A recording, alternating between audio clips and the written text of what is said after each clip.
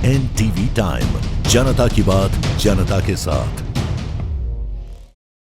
PDP नेता वहीद पारा ने मंगलवार को कहा कि जम्मू कश्मीर सरकार को पुलिस की दूरसंचार शाखा में कांस्टेबलों की भर्ती में कथित घोटाले के लिए जिम्मेदारी तय करने की जरूरत है। पारा ने अपने एक्स हैंडल पर एक पोस्ट में कहा, हर बीतते दिन के साथ ऐसा लग रहा है कि जम्मू कश्मीर के युवाओं और उनकी आकांक्षाओं पर युद्ध छेड़ दिया गया है। जेके एसएसबी की कांस्टेबल दूरसंचार परीक्षा में एक और घोटाला चौंकाने वाला है। जिस तरह से एक परीक्षा में 10 से कम अंक पाने वाले उम्मीदवार दूसरी परीक्षा में शीर्ष स्थान प्राप्त कर रहे, वो योग्यता की हत्या की ओर इशारा करता है। उन्होंने आरोप लगाया कि सरकार इसके लिए जिम्मेदार अधिकारियों को बचा रही है। उन्होंने आगे कहा कि जिस तरह से सरकार सुविधाजनक तरीके से तबादलों के जरिए जिम्मेदारों को बचा रही है, उसे रोकना होगा। इसके लिए जिम्मेदार लोगों को सजा मिलनी चाहिए और ये स्पष्ट है कि गड़बड़ी जेके एसएसपी से कहीं आगे तक फैली हुई है। एनटीवी टाइम के लिए परवेज वानी की रिपोर्ट। देखिए, जम्मू कश्मीर एक वाहिद ऐसी स्टेट है जहां 65% आबादी नौजवानों की है।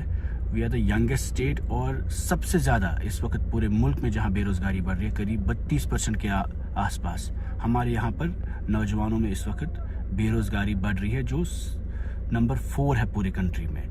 तो we are at a stage जहां इस स्टेट ने इतनी अनसर्टेनिटी देखी, इतनी परेशानी देखी। एक तरफ हमारे नौजवान ड्रग्स में, डिप्रेशन में और पॉलिटिकल अनसर्टेनिटी की वजह से, वायलेंस की वजह से, मिलिटेंसी की वजह से या इंसर्जेंसी की वजह से कई सारों के करियर तबाह हो गए। कई हमारे नौजवान जेलों में हैं, कुछ नौजवान हमारे केसों की वजह से, कुछ वेरिफिकेशंस की वजह से, कुछ नामसाइल हालात की वजह से अभी भी उनके करियर ख़त्म हुए हैं। तो इस वक्त जहां इतने नामसाइल हालात के बावजूद कश्मीरी और जम्मू के नौजवान के पास सिर्फ मेरिट में, मेहनत से, एजुकेशन से आगे बढ़ने की एक वाहिद एक रास्ता होता था, तो हमें पहली बार हम देख रहे एक पैटर्न है जम्मू कश्मीर में, जहां पब्लिक सर्विस कमीशन से लेकर, सर्विस सिलेक्शन बोर्ड से लेकर जो रिक्रूटमेंट एजेंसीज हैं, जो हमारी सबसे कॉम्पिटेंट रिक्रूटमेंट एजेंसीज थी, ट्रांसपेरेंट रिक्रूटमेंट जहां पे भी होती थी, वो सब वहां पे स्कैम बैक टू बैक आ रहे हैं। चाहे वो PSI, चाहे वो SI के एग्ज़ाम थे, चाहे वो फायर सर्विस के एग्ज़ाम्स थे, या इस वक्त जो हम अभी लीगल सर्विस के एग्ज़ाम्स हुए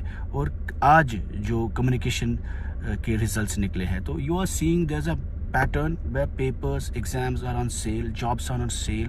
You are not able to understand. एक तो CBI की इंक्वायरीज हो रही है, टेंटेड कंपनीज को और कंसल्टेंसीज को हायर किया गया है। तो we are asking this government कि if you don't give transparency in recruitment, if you don't respect the merit, और अगर इतना शोर हंगामा होने के बावजूद भी इन कंसल्टेंसियों से, जहाँ से आप एग्ज़ाम्स के पेपर सेट कर रहे हैं, जहाँ से आप रिजल्ट्स हायर करवा रहे हैं, या जो भी आप लोगों ने प्रोसीजर्स इसमें हायर किए हैं, या अगर इसमें करप्ट ऑफिसर्स हैं उनके खिलाफ एक्शन नहीं हो रहा है, तो वी आर आस्किंग गवर्नमेंट कि what is stopping you from bringing transparency into the exams, into the merit, into the recruitment process. और कौन लोग हैं जो CBI इंक्वायरी के होने के बावजूद, जो इतना शोर हंगामे के बावजूद इतनी सेंसिटिव स्टेट में नौजवानों के मेरिट के साथ खेल रहे हैं, और what is preventing this government to take a issue a white paper and fix the responsibility in these important issues.